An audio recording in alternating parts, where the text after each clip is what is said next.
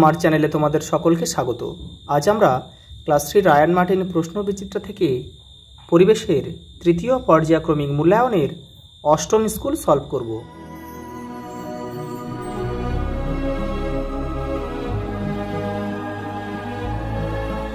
দেখো প্রথম প্রশ্ন, অনেক ছোট ছোট জলকণা থাকলে মেঘ কালো রঙের দেখায়, বাতাসে ধোঁয়া থাকলে শ্বাসকষ্ট হয়, অমাবস্যার পর চাঁদ ওঠে পশ্চিম আকাশে, বাড়ি তৈরি হলো নির্মাণ শিল্প, রামধনু দেখার সময় সূর্য আমাদের পিছনে থাকে, হৃৎপিণ্ডের কাজ চালু করার জন্য প্রতি মিনিটে 60 বার চাপ দিতে হয়, রামধনুর মাঝের রঙটি হলো সবুজ। দেখো পরের প্রশ্ন, শূন্যস্থান পূরণ। উর্বর মাটিতে গাছপালা তাড়াতাড়ি বেড়ে ওঠে, স্বাস্থ্যই সম্পদ, ফুল ফল হলো প্রাকৃতিক সম্পদ, পৃথিবীর একমাত্র উপগ্রহ হলো চাঁদ, শরীর খারাপ থাকলে কাজের উদ্যমে ঘাটতি হয়, জলের ফোঁটা বাষ্প হয়ে গেলে রামধনুর রঙগুলি মিলিয়ে যায়, শীতকালে পুকুরের উপরে যে ধোঁয়ার মতো দেখা যায় তা আসলে জলকণা। পরেরটা দেখো, সত্য ভুল দিয়েছে, দেখো সত্য মিথ্যা দিয়েছে। দেখো সূর্য পৃথিবীর চারিদিকে ঘোরে, দেখো এটা কিন্তু ভুল, পৃথিবী সূর্যের চারিদিকে ঘোরে। টেস্টার দিয়ে শরীরের তাপমাত্রা মাপা হয়, এটা কিন্তু ভুল। পরেরটা দেখো, ধূলিকণা ছাড়াও মেঘ জমাট বাঁধে, এটাও কিন্তু ভুল। পরেরটা দেখো, হৃৎপিণ্ডের কাজ রক্তকে সারা শরীরে পৌঁছে দেওয়া, এটা সত্য। বিনিয়োগ সহ কলা হলো দিক চক্রকা, এটা ভুল।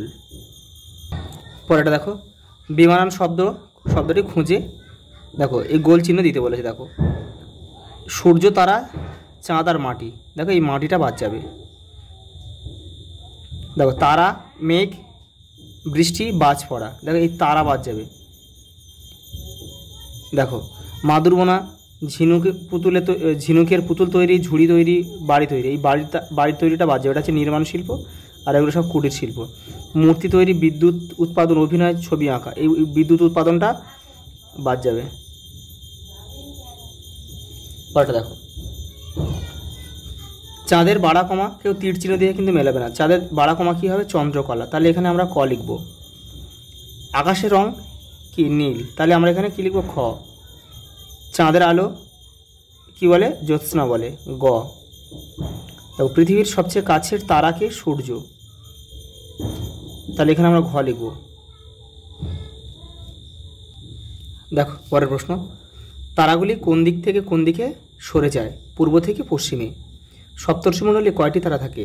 7টি। কৃষ্ণপক্ষের শুরু হয় কবে থেকে? পূর্ণিমার পর থেকে। গাছ জন্মাতে গেলে কি কি দরকার? মাটি, আলো, জল, বাতাস। বাজ পড়া কাকে বলে? মেঘ থেকে মাটিতে বিদ্যুৎ যাওয়াকে বাজ বলে।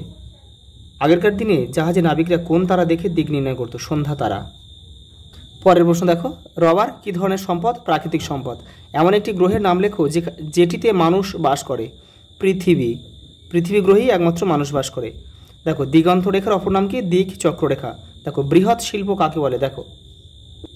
দেখো বড় বড় মেশিন তৈরির শিল্পকে বা বড় বড় যন্ত্রপাতি তৈরির শিল্পকে বৃহৎ শিল্প বলে, যেমন রোলার, ট্রাক্টর, এগুলো হচ্ছে বৃহৎ শিল্প।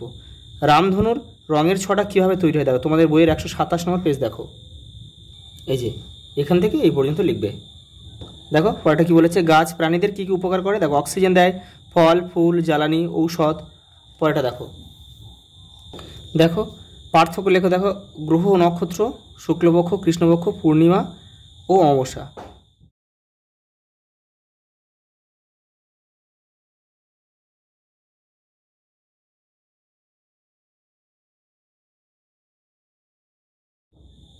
পরের প্রশ্ন দেখো, মেঘ কীভাবে সৃষ্টি হয়? দেখো 123 নম্বর পেজ তোমাদের বইয়ের উত্তরটা রয়েছে। দেখো এই যে এখান থেকে তোমরা এটা পুরোটা লিখে দেবে। পরেরটা দেখো, সূর্য থেকে আমরা কি পাই? দেখো তাপ পাই, আর কি পাই? আলো পাই। দেখো সূর্য থেকে পৃথিবীর দূরত্ব কত? প্রায় 15 কোটি কিলোমিটার লিখতে হবে,